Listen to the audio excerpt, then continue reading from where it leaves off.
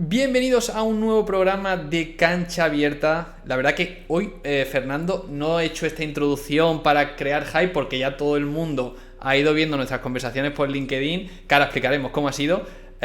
Así que nada, darte la bienvenida. Fernando Cánovas, CEO de Greenset. Es todo un orgullo, de verdad te lo digo, que tenía muchas ganas de que llegase el día de hoy para hacer la charla. ¿Qué tal? ¿Cómo estás? Muy bien, nada, encantado. Gracias, Eduardo. No pongas las expectativas muy altas que si no al final luego me lo creo, ¿eh? ¿No? No, a mí lo que me gustó de esta charla sobre todo es cómo ha surgido. Coincidimos en un evento de Padel Investment, que tú fuiste a dar una charla. Yo cuando estaba allí, pues claro, yo llegué, había gente muy importante del sector y yo llegué allí en camiseta, todo el mundo iba muy elegante. Y luego te vi a ti salir y dije, buah, me transmitió algo. Y empezaste a contar tu historia y dije, me siento muy identificado, obviamente en mi pequeña escala, de esa carrera de emprendimiento, de todo lo que tuviste que llevar a cabo para estar donde estás hoy en día. Para el que no te conozca, pues creaste una empresa de fabricación de pistas de pádel, que era Padel Court Deluxe, y actualmente eres CEO de Greenset, que todo el mundo, yo creo que esté en el pádel conoce que es Greenset. Así que vamos a hablar de emprendimiento, que tenía muchísimas ganas.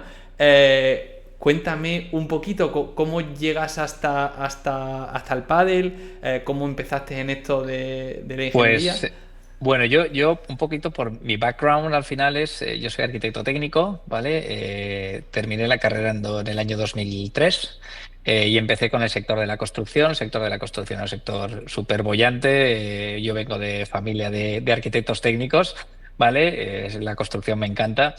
Y bueno, tuvimos un gran boom en esa fase y luego tuvimos una gran crisis a partir del 2007-2008, ¿vale? Y en 2010 yo terminé mi último proyecto como técnico y bueno, tenía una idea y no hablaba nada de inglés, ahora hablo mal, pero se me entiende, Bueno, has más o dicho menos, ¿vale? background bastante bien. Pero porque me lo he preparado, no por otra cosa. Estaba todo listo. Entonces, bueno, tuve la oportunidad, me surgió una oportunidad y era, oye, o me voy a Inglaterra a aprender inglés, ¿vale? Porque me hace ilusión, o busco una alternativa.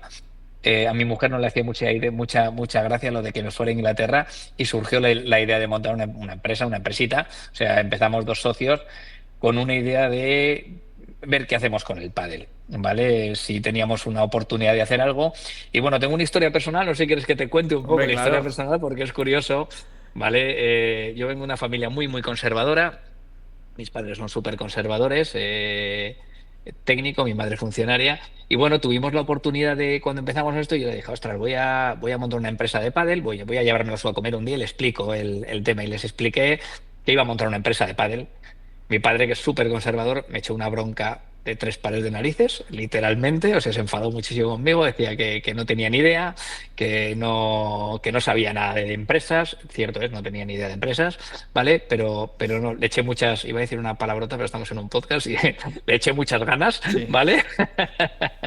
¿Vale? Y bueno, a mi padre no le gustó y a mi madre no le gustó nada de idea.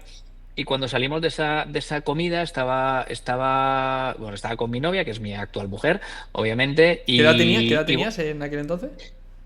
pues era 2010. Pues si digo qué edad tenía en el 2010, se va a saber qué edad tengo ahora, pero Bueno, pero eso es lo bueno, es que la tenía, vein- alternativa tenía, es mala, ¿no, Fernando? tenía 20 entre 28 y 29 cuando monté la sociedad, la empresa, ¿vale? Y bueno, lo conté, en casa fue muy mal recibido y dije, oye, cuando salimos de esa comida le dije a mi mujer, oye, cuando terminemos esto, no se habla del pádel en casa. Me pregunta mi mujer, ¿te lo vas a dejar? Le dije, no me lo voy a dejar. Pero no quiero que se hable del pádel porque a mis padres no les sienta bien. ¿Vale? Entonces yo seguí trabajando durante el primer año en lo que era, oye, hacer presupuestos, en montar la web, en tal, De manera ¿vale? clandestina, ¿no? Clandestina totalmente. Yo seguía manteniendo mi trabajo anterior y por la noche me dedicaba a lo que es a hacer mis pinitos con la parte del pádel, porque al final estábamos vendiendo humo. Económicamente no era la mejor situación, porque ya veníamos de 3 años de crisis en el sector de la construcción y no era el mejor momento. Entonces, bueno, era intentar hacer cositas en la medida de lo posible y con el tiempo, echando muchas horas y mucho tiempo. Pero desde el inicio estaba enfocado en fabricación de pistas de pádel o era simplemente proyecto de pádel. Era un tema comercialización de pistas de pádel. Empezamos con el proyecto de lo que era una comercialización. La fábrica como tal no entraba dentro de nuestros principios, ¿vale? O de nuestras ideas iniciales, porque era muy complejo, la inversión era bastante grande y no tocaba, ¿vale? Y bueno, tuvimos la gran suerte que al año, nos costó un año vender las 2 primeras pistas de pádel, aunque parezca poco, estuvimos un año trabajando, echando muchas horas, pero con ganas de hacer algo. Y vendimos el primer proyecto en Marbella. Fue el primer cliente que confió en nosotros, era un cliente alemán. Eso nos auguraba un poco que con los clientes extranjeros se nos iba a dar mejor que con los españoles al principio, ¿vale? Que ha sido totalmente cierto. Ahora con los españoles ya muy bien también, ¿eh? Pero el mercado alemán, bueno, es un cliente que apostó por nosotros, era un club de golf en Marbella y montamos las 2 primeras. Bueno, íbamos a montar las 2 primeras. Bueno, yo tenía la gran duda en casa de que cómo lo digo. ¿Vale? Porque después de la bronca que me había llevado en la primera, digo, la segunda me va a caer otra, Mm. ¿vale? Y no fue recibida igual. Tengo que decir que cuando lo conté, me los llevé a comer igual y digo, oye, mira, que tenía que contaros una cosa, joder, que sigo con lo del pádel y he vendido las 2 primeras pistas. Mi padre la primera cara no fue muy buena y me dijo, ¿pero en serio sigues con eso? Y le dije, pues sí, sigo con eso. Y me dijo, venga, pues tu madre y yo nos vamos contigo. Y el primer club de padres se vinieron mis padres. Mi padre es arquitecto técnico y hacía de jefe de obra allí montando las 2 primeras pistas de pádel, que para mí eran nervios, estaban los nervios a flor de piel, porque al final, por mucho que tengas conocimientos técnicos, hacer algo de esa tipología, pues tiene que encajar todo, tiene que hacer todo y demás. Y montamos las primeras pistas de pádel. Bueno, y a partir de ahí empezó el proyecto Padel Court Deluxe.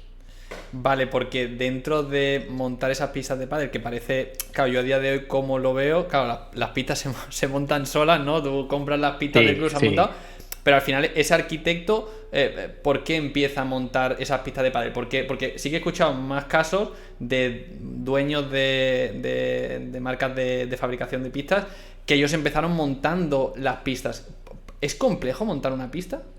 A ver, no tiene una complejidad grande como concepto, ¿vale? Si el producto está bien diseñado y, por decirlo en resumen, está bien parido, ¿vale? No es complejo, pero sí que es cierto, esto es como cualquier otra cosa.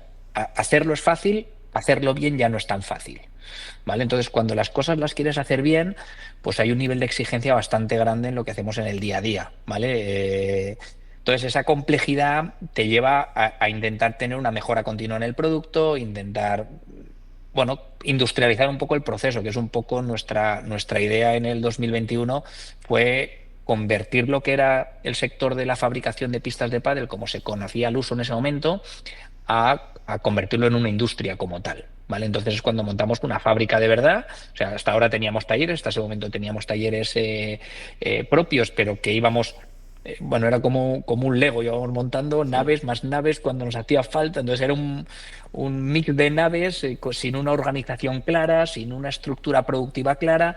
Entonces, en 2021 decidimos cambiar eso radicalmente y internalizar la mayoría de los procesos que se hacen en la fabricación, que aunque parezcan fáciles, son bastante complejos. Oye, y encantado de que vengas un día a la fábrica y veas lo que es fabricar y Sí, lo difícil que es. O sea, tengo que no. ir, pero ¿sabes lo que pasa? Que en esta historia de emprendimiento es como que el paso del he tenido éxito a estoy empezando es muy corto y yo también desde mi experiencia, no sé si es tu caso, pero al final nosotros tenemos como esa mentalidad de emprendimiento, pero luego no somos empresarios, que no es esa mentalidad de familia de oye, se gestiona, no, al final somos currantes, yo eso es lo que vi también en ti, no sé, esa humildad, de verdad te lo digo y te lo puse en el post, te lo vuelvo a decir, que al final mostraba todo lo que has ido haciendo. Entonces, por eso te preguntaba ¿es complicado montar una pista? Porque al final tú tuviste que montar esa pista, ¿no? No lo Yo estuve, delegaste a yo otra estuve, persona. yo estuve montando los primeros 5 años, iba yo a los montajes personalmente, pero a montar yo.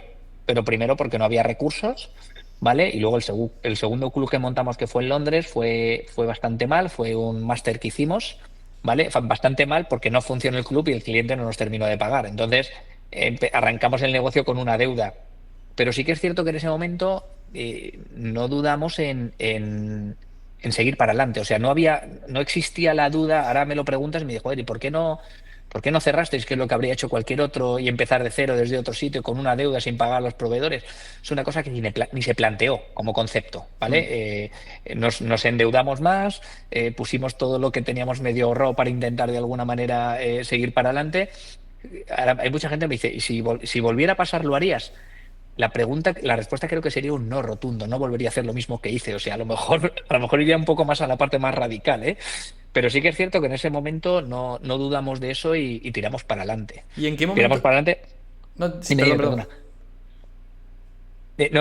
No, a dudar al final bueno, son decisiones que tomas en ese momento, en situaciones muy concretas, que luego a la larga con el tiempo, bueno, de alguna manera te dan las razones. Oye, tomé la decisión correcta en ese momento sin saber que esa decisión iba a ser la acertada. ¿Y cómo vas creciendo? Es decir, ¿cómo fue esa hoja de ruta? Porque al principio empiezas comercializando, por así decirlo, ¿no? Para que lo entienda, es utilizando el producto de otra persona, vendiéndolo Eso es. tú, pero realmente no es tuyo. Es decir, que yo supongo que si ese otro club decide ir a la empresa matriz, recibiría un precio más barato que el que tú le dabas. Sí, Entonces, sí. ¿en qué momento tú te das cuenta de, oye, aquí hay un mercado?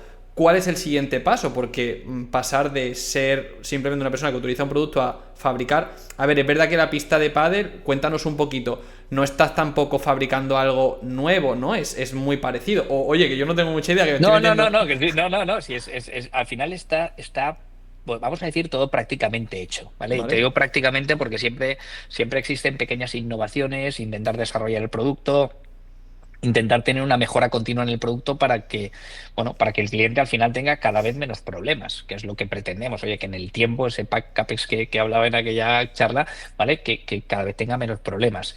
Entonces, bueno, la transición un poco de ser más una comercializadora como tal, a montar la propia fábrica o el propio taller inicialmente, porque al principio no podíamos llamar taller, era un tema de gestión. O sea, cuando tienes una dependencia de terceros, pues tienes unas limitaciones. Entonces, cuando empiezas a coger ciertos volúmenes, esas limitaciones pues cada vez se convierten en problemas más grandes. O sea, tienes una pequeña pérdida de control. Esas pequeñas pérdidas de control, los que somos técnicos, somos gente extremadamente cuadriculada, ¿vale? Mm. Y eso es lo que a veces nos lleva a ese colapso mental Pero nuestro no, propio. pero no me digas que tú no improvisas con las comidas de la semana. ¿Tú eres de planificarle al domingo lo que se va a comer? No, pero en la fábrica sí. En la fábrica soy muy cuadrícula y ahora estoy cambiando un poco. Y ahora me dejo llevar un poco Da más, rabia, pero al da principio. rabia a veces, a mí me pasa igual, de querer tenerlo todo controlado, que a veces digo, de verdad, que no pasa nada por darle. Sí, sí, sí. Por eso te he dicho al principio, antes de esto, te he dicho que me gusta salir de mi zona de confort porque así es donde aprendemos, efectivamente. Entonces, bueno, esa pérdida de control, pero control no por ti internamente, es una pérdida de control porque el producto que le llega al cliente te genere una duda de si le va a llegar en los términos que tú consideras que tienen que llegarle. Entonces, es un tema de visión al cliente. Esto es como si a un cliente le mandas, compra un coche y dice, joder, sí va a llegar el coche. Pero, bueno, ha venido, pero te va a venir con una puerta rayada. Ostras, pues un vendedor no va a estar cómodo vendiendo una Hmm. pista de pádel con una puerta rayada. Entonces, cuando pierdes un poco, o te va a llegar, pero a lo mejor en vez de venir con cuatro ruedas, te viene con tres. Es que se me ha olvidado poner una rueda. O sea, pues eso en la pista de pádel, como son tantas piezas, puede pasar. Entonces, cuando empiezan a generar o se encadenan una serie de fallos, cuando tienes que tomar una decisión de cambio. Esa decisión de cambio implica, oye, internaliza cierto de los procesos o parte de los procesos por coger un poco el control, pero un control productivo, no es un control de necesito tener el absoluto control. Sí. Es con visión del cliente, no Y, es con visión nuestra propia. y sucede, yo a mí personalmente me pasa en mi empresa, es que sucede poco a poco, que al final no es un de la noche a la mañana, sino que progresivamente, oye, pues me ha llegado el cristal y este cristal a mí me gustaría hacerlo de otra forma, o en la parte de las rejas querría implementar esto. Supongo que Sí, habéis sí, ido progresando. menos cuando vienen los booms. Cuando vienen los booms, las burbujas estas que tuvimos en Suecia y demás, que se disparan las ventas, es cuando entonces ese poco a poco se convierte en, por mucho que corra, nunca llego. Vale, porque aquí tú ya eras, la marca para el Coeur Deluxe ya estaba Eso es, creada. eso es. Eh, claro, en este entonces yo lo que veo es que hay un boom de pádel, ¿no? Que lo vivís con... ¿Cómo? Porque yo escuché una Pues frase... mira, sí, perdona, No, escuché perdona. una frase que me lo decía mi antiguo jefe, me decía, que no muramos de éxito, Edu, que no muramos... Porque yo le decía, le vendía... Y lo veía como un problema, y yo digo, no entiendo por Sí, qué, cuéntame, ¿por sí, qué es sí, un es problema? un gran problema. O sea, te puedo decir que es la peor sensación que yo he tenido. El tener una opción de morir de éxito. O sea, el morir de éxito muchas veces viene provocado por una sobreventa. Cuando o tienes más demanda que de la capacidad que tienes o de lo que eres capaz de producir. Entonces, cuando tienes una sobredemanda en un momento determinado y no eres capaz de controlar Y un libro que me he leído, es un libro, no tiene nada, y es el saber decir que no. O Porque sea, ese es muy bueno. Mm. a todos los humanos nos cuesta mucho decir que no, ¿vale? Y parece que el decir que no es violento, pero a lo mejor el decir que no en algunas ocasiones es saludable, ¿vale? Para ti y para el cliente. Entonces, nosotros la política que siempre hemos llevado es una política de ser 100% transparentes. O sea, es preferible decir a un cliente, no te voy a cumplir, no lo voy a hacer, pero no lo voy a hacer no porque no quiera, es que no soy capaz, pero te puedo dar esta alternativa y esta solución que sí que voy a poderte cumplir. ¿Por qué? Porque si yo te digo hoy que sí y mañana es que no, pues me va a caer seguro. Pero si te digo un no desde el principio, puede ser que pierda un cliente hoy. Pero posiblemente este cliente, cuando llegue otro y, entre comillas, no le diga toda la verdad, debe decir engañar, pero no creo que sea la palabra tampoco, no le diga toda la verdad o sin querer se equivoque y no cumpla con los términos que tiene pactados y demás, pues es un cliente que a lo mejor a la vuelta en 2 años, en un año o en 3 meses te vuelve a llamar. Entonces hay veces que perder un cliente puntual porque ha sido 100% transparente, dices, joder, es que he perdido un cliente. Bueno, tampoco a veces es tan malo. Vale, porque para el que no lo entiende o el que no entienda esta situación, claro, es como si yo voy a una panadería y quiero comprar pan y me dicen que no hay pan. Entonces mi pregunta es, ¿por qué no fabricáis más pan? Bueno, porque los crecimientos tienen que ser crecimientos ordenados. ¿Vale? O sea, los crecimientos no pueden ser, nosotros lo que intentamos siempre es que el crecimiento sea sostenido en el tiempo. O sea, lo que hablabas un poco de lo que comentabas antes, joder, es que o sensatez o humildad, ¿vale? O sea, detrás de los trabajos hay personas y detrás de las personas hay familias, ¿vale? Y va a sonar esto muy idílico, ¿vale? Va a ser muy bonito, pero es la puñetera realidad. O sea, lo que no podemos hacer es fabricar más. Si yo subcontrato y vuelvo otra vez a la línea de negocio que estaba haciendo, ¿vale? Es cuando pierdo ese control un poco Vale. y el producto que vendo no es el mismo, ¿vale? ¿Qué pasa? Que si contrato más gente para una época puntual, generas inestabilidad dentro de tu equipo. O sea, al final, Vale. buscar ese pequeño, ese equilibrio, que te puedo decir que es difícil, no, es dificilísimo. O sea, donde Pero la luego en la gente charla de después vamos a dejar unas claves para el que quiera, ¿no? sí, sí, pero que no es fácil. Vamos a intentarlo. Yo te voy a decir, te digo mi opinión, pero si tuviera la varita mágica o tuviera la solución definitiva, Ya. la daría. No la tengo. No soy un gurú de esto. Soy al final, es mi opinión, es lo que a mí me ha funcionado, que es lo que intento transmitir, lo que a nosotros nos funciona y bueno, y lo que hemos conseguido al final a base de, y vuelvo a decir, no lo he hecho yo. Yo detrás mí hay un equipo y un equipo que desde el primer día cree en mí. O sea, yo hoy recibo un mensaje de la Project Manager que a mí, joder, tienes un equipo que creemos en ti. Cuando alguien te manda eso, te puedo garantizar que el ánimo se te va a las nubes. Claro. Puedes tener un mal día, puedes tener, oye, te pueden pasar cosas, pero cuando alguien te manda, lo vamos a conseguir y tu propio equipo te empuja a veces a ti, porque no olvidemos. Parece que los CEOs, los directores generales, somos dioses. Y no somos personas igual. O sea, tenemos días malos, tenemos días que nos gusta también que nos den una palmadita y nos digan, "Bah, gracias, jefe, ¿vale?" Y es una palabra que odio, pero te puedo garantizar, pues siempre estás tú como intentando que el equipo funcione y qué tal, pero oye, hay días que también que el equipo te empuje a ti de vez en cuando. Claro, pues también gusta, te lo puedo garantizar, ¿eh? Claro, Eh, supongo que por lo que comentabas antes, que al final, en caso de que supongamos que hay una sobredemanda de pistas de sí, pádel, sí, que claro, tú al final lo que no puedes es decir, oye, mira, pues vale, voy a ampliar mi fábrica un por tres cuando porque sabes, dentro de 3 meses los voy a echar.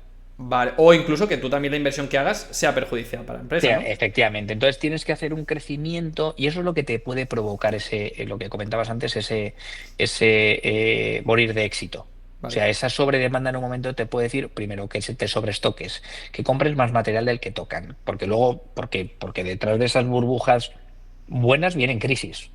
Entonces, oler un poco la situación del mercado y ver un poco hacia dónde va, hay que llevar un poquito de cuidado, porque no todo es bueno siempre. O sea, detrás de una burbuja viene una crisis y el mercado se regula solo. Entonces, esa regulación del mercado, bueno, pues tenemos un poco. Yo tengo una frase, no sé si la voy a decir como esto, pero digo, o sea, los líderes se anticipan, ¿vale? Un líder se tiene que anticipar a lo que va a pasar. Un líder no puede estar solo esperando a que llegue. Cuando llega ya ha llegado y cuando llega ya es tarde. Entonces, tú compras maquinaria pensando en lo que va a venir a un año vista, 2 años vista, 3 años vista. No compras maquinaria pensando en el hoy. Porque si la compras pensando en el hoy, lo de mañana, mañana si te viene un pico, no lo vas a cubrir. Mm.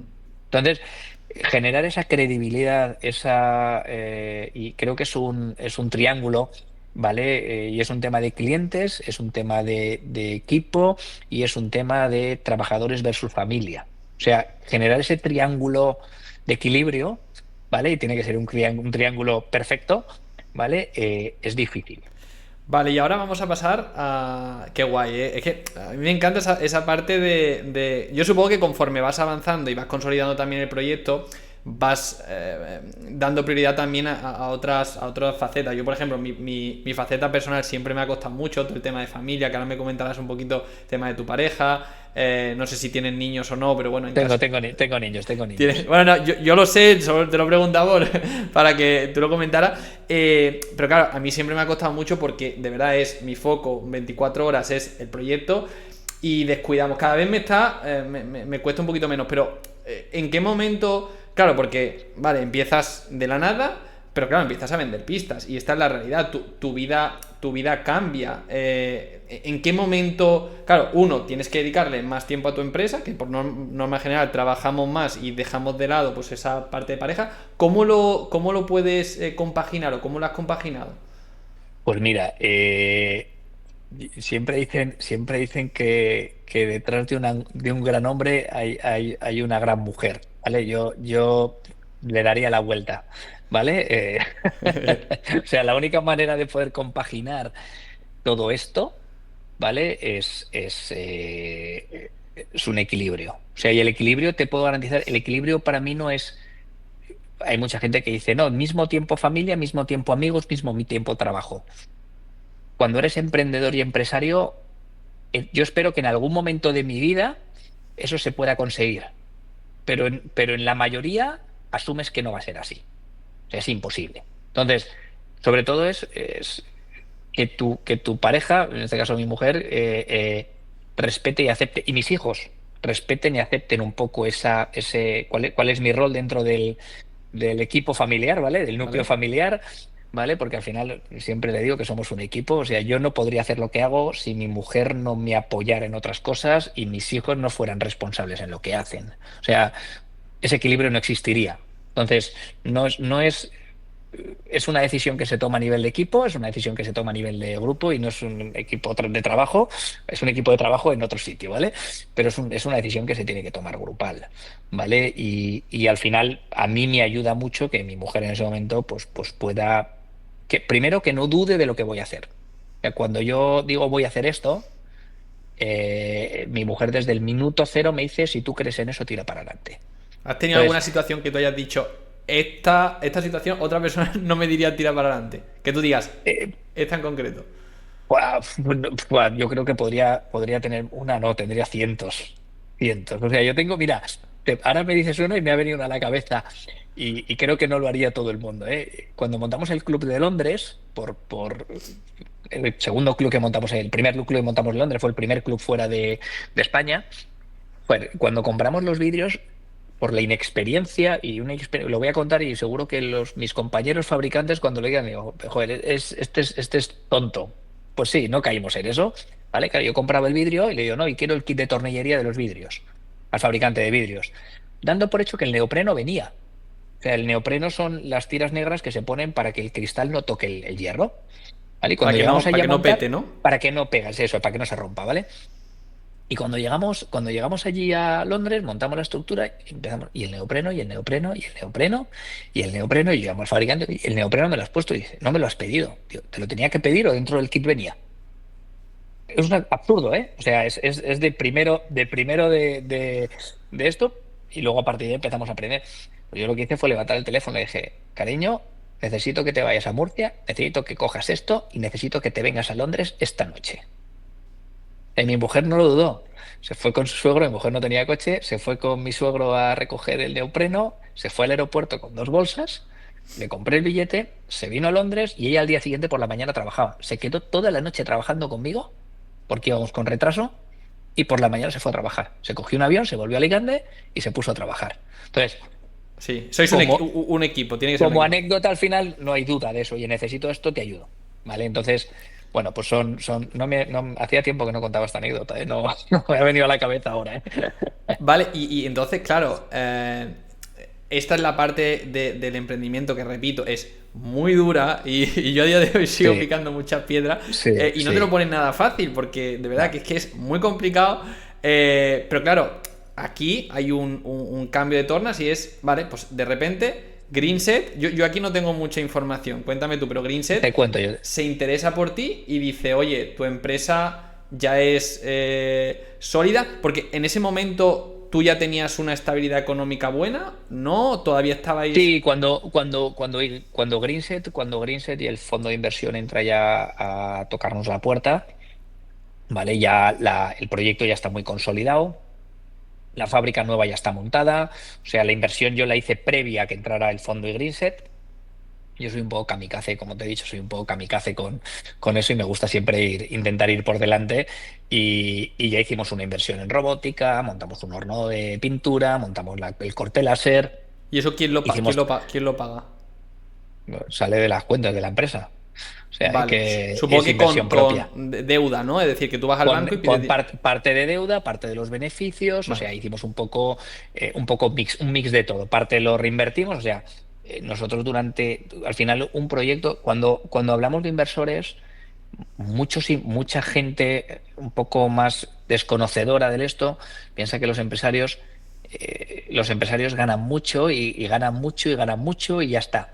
Lo que no son conscientes es lo que se reinvierte. Entonces Sí. nosotros durante muchos años no hemos hecho reparto de dividendos, nunca. Entonces lo que hemos hecho siempre es reinvertir los beneficios para mejorar el producto, para mejorar las instalaciones, para ser más rentables, etcétera, etcétera, etcétera. Entonces, eso a lo largo de los años, pues te lleva a estar en una posición.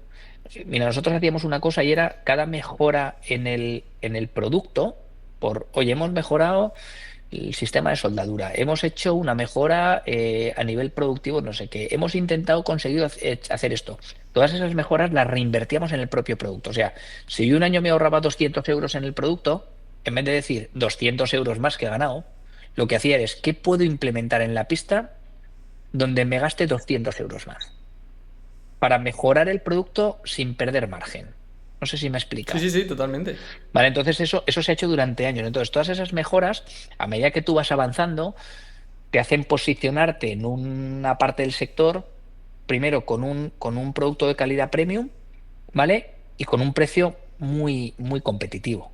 Pero son tema de evolución y son años, no es una cosa que digas, no, ahora voy a hacerlo. Bueno, sí, lo copias.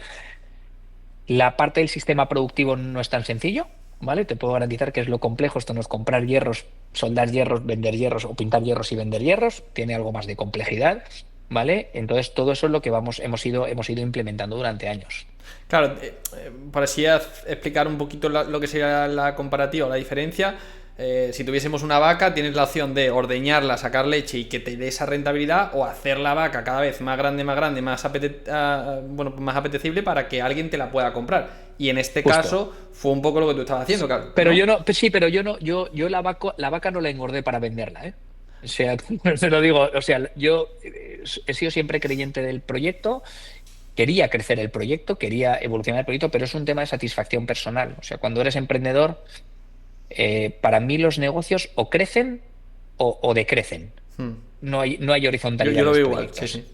O sea, para mí no existe, oye, si alguien consigue, y te lo pongo como reto, si encuentras a alguien que te diga la clave para dejar un negocio horizontal, estable y que no pete, avísame, ¿vale? Y me lo dices, porque lo quiero saber Hmm. también, ¿eh? O sea, para mí o van para arriba o van para abajo. Entonces, ¿cuánto quieres crecer? Pues un poco depende de ti, de lo que hagas en el proyecto, pero hay muchas veces que aunque quieras crecer, lo que haces es decrecer.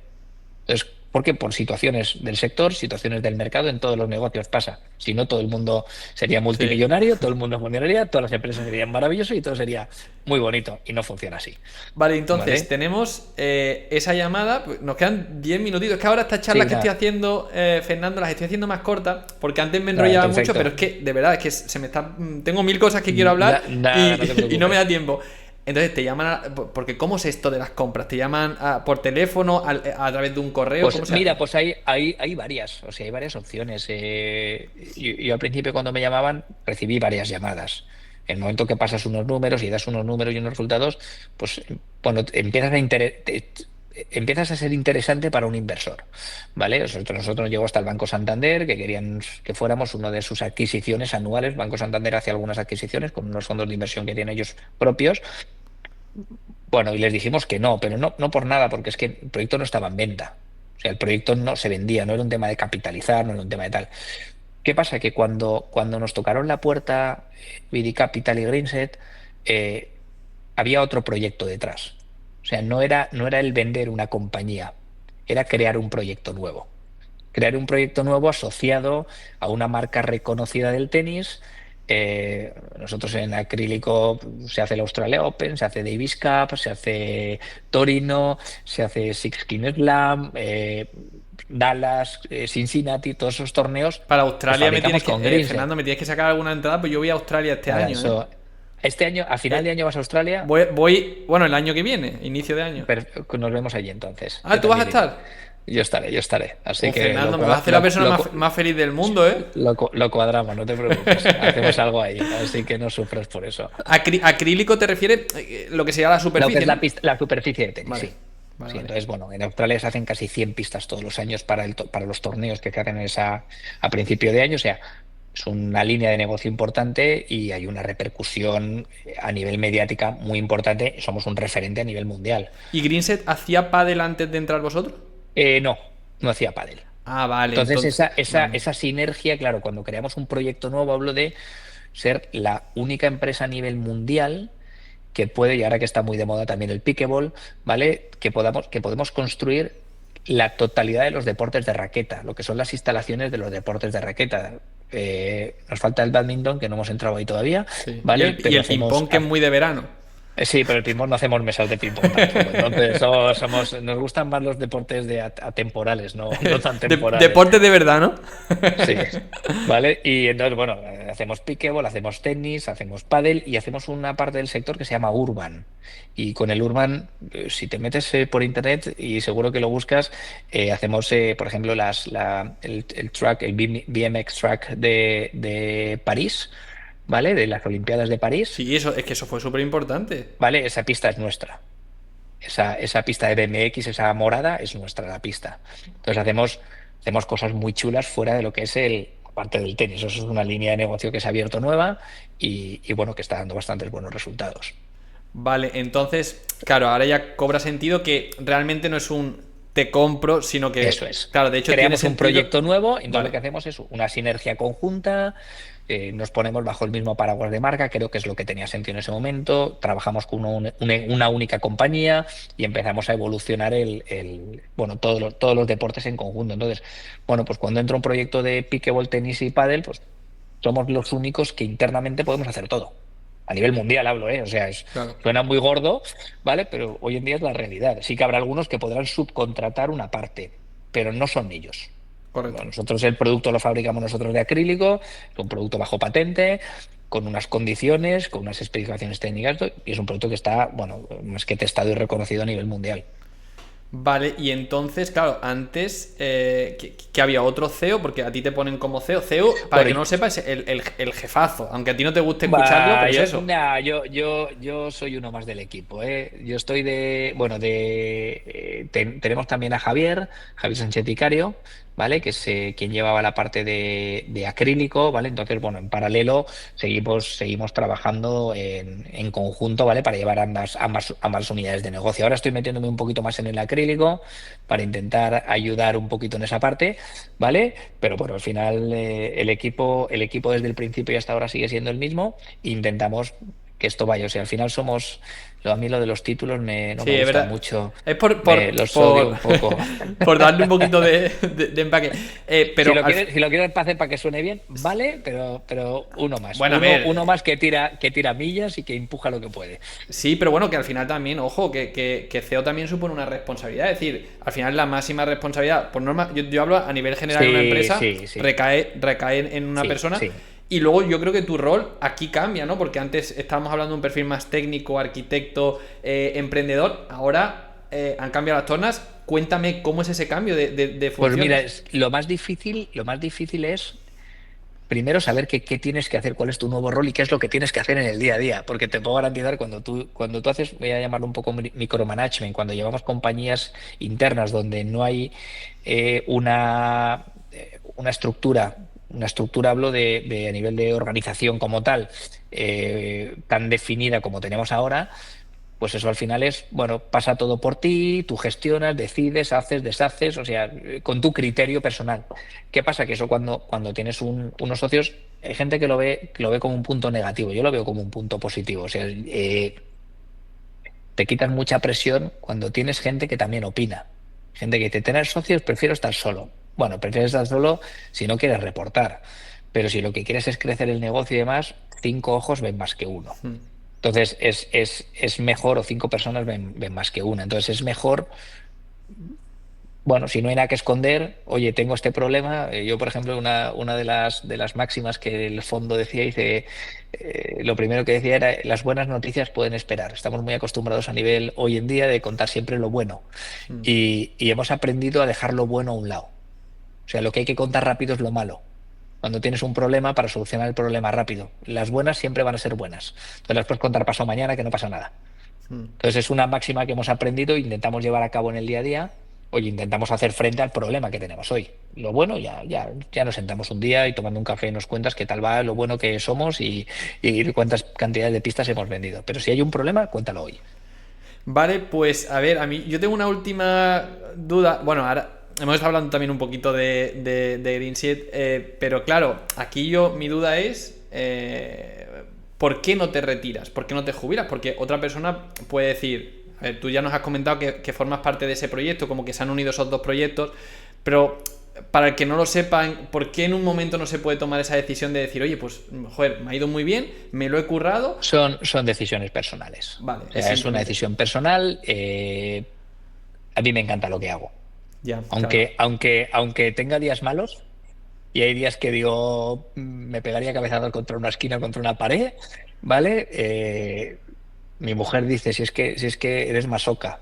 Sí, sí, llámalo como tú quieras, pero al final cuando te gusta lo que haces y sobre todo hay una responsabilidad, comentado, y vuelvo un poco a la parte de familias, y no quiero que suene esto, hay gente que cree en ti. Cuando hay gente que cree en ti y encima te lo transmite, o sea, te enseñaré el mensaje para que veas que no es broma lo que te he dicho antes, ¿vale?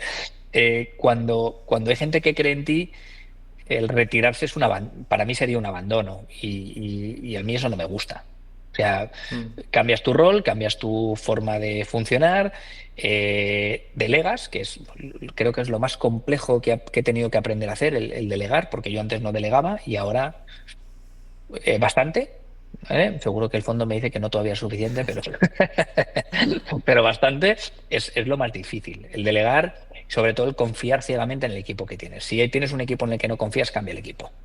Sí, sí, bueno, a mí me pasa, por ejemplo, con mi madre y con mi padre, que los dos llevan currando y mi madre, bueno, mi madre es médico, es verdad que es vocacional y tú le quitas su trabajo y es que te la Sí. cargas, es que al final se siente realizada, es feliz, tiene una ilusión y encima luego te da tiempo a hacer lo mismo. Fíjate que yo creo que son etapas. O sea, creo que también con la edad pues vas cumpliendo años y son ciertas etapas que vas pasando en tu vida. O sea, creo que esas etapas, toda etapa tiene su momento y toda etapa tiene su decisión. Mm. Entonces, yo creo que todavía no estoy en esa etapa. Porque me dicen, oye, dentro de 5 años, dentro de 10 años, pues no lo sé. Cuando llegue el momento, llegará. Pero no es un no es un tema económico como tal. O sea, hay mucha gente que lo ve como una parte económica y no es un tema económico. Es un tema de, oye, las cosas van bien, tienes un equipo que cree en ti, ¿por qué no seguir? O sea, no, es que no me entra la duda, o sea, es que no me lo planteo ahora mismo, no Sí, me ha sí. pasado por la cabeza. No. A lo mejor es raro, pero no me lo No, pero planteo, no me lo planteo. yo creo que al final es que es la realidad. Hay gente que pues que vende y lo que quiere es jubilarse porque está hasta arriba, luego gente que tiene una ilusión, pero es verdad que es un camino de emprendimiento normal, ¿no? Que se crea y que en muchos casos se vende y que luego ese emprendedor o bien sigue vinculado a ese proyecto, que eso no suele pasar mucho, o bien tiende a buscar otros proyectos, ¿no? Como para seguir creciendo. Sí, sí, a ver, hay de todo, hay de todo. Pero sí, bueno, si crees en el proyecto y sobre todo si creen en ti, eh, yo encantado de seguir. Es más un tema que el equipo que hay arriba o el fondo o el grupo que se cree crea en ti, que siga creyendo en ti. Oye, si no creen en ti, pues no tenemos mucho que hacer, pero si siguen creyendo en ti y siguen evolucionando y las cosas van bien, ¿por qué no? Bueno, pues ahora vamos a pasar a la... Eres la primera persona que está haciendo el especial privado, es decir, hasta aquí va a ser Uf. la charla pública y luego vamos a hacer una charla más privada, más del sector, así que si tienes interés en seguir ampliando información, porque ahora nos vamos a meter de lleno en el barro, escríbenos y te mandamos el link de la nueva charla. Fernando, espero que hayas estado a gusto. Hasta aquí tú, si quieres hacer alguna despedida, mandar algún saludo a alguien. Nada, oye, no, Eduardo, mil gracias. Seguimos con la otra parte, pero mil gracias por el interés mostrado, por tu tiempo, por pensar en mí, que a veces nos endiosáis un poco, en el buen sentido, ¿eh? No lo digo, pero nos veis de una manera que nosotros internamente no nos vemos así. Yo no me veo un tío normal y corriente, gente que te ven como una figura así más. Yo soy un tío normal y corriente, ni quiero ser nadie esto, o sea, de ponerme a aportar mi granito de arena, intentar hacer las cosas bien y poco más, y que el deporte siga evolucionando. Genial, pues espero que nos veamos por Australia Seguro que sí. y nada, un Eso lo hablamos saludo. en privado para que no se anime mucha gente, que si no, entonces sí que me Eso es. maten, ¿eh? Un abrazo. Gracias, Eduardo.